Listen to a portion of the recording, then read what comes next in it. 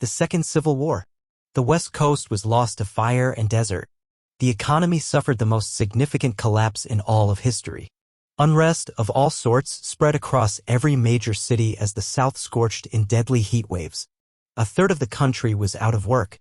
The government finally attempted arms control amid the civil unrest, and this attempt to confiscate weapons was the match that lit the Second Civil War. In the post-industrial land of meth and honey, only the strong managed to survive for long. The war opened with a nuclear attack by domestic terrorists on D.C., L.A., and Wall Street.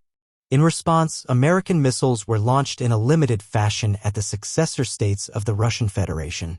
The early warning satellites had considered this an assault by the Russians instead of a case of several suitcase nukes going off on the ground. An enterprising official managed to tell the Russians this was a mistake. They offered Chicago in trade, which the Russians turned to glass. These events had decapitated the American elite. Quickly, right-wing militias and ad hoc left-wing assemblages began to kill one another. Death squads roamed. Vigilantes went into the inner cities and warred with gangs. Foreign powers funded these factions as the United States ceased to exist. Refugees poured north. Several million died over 7 years.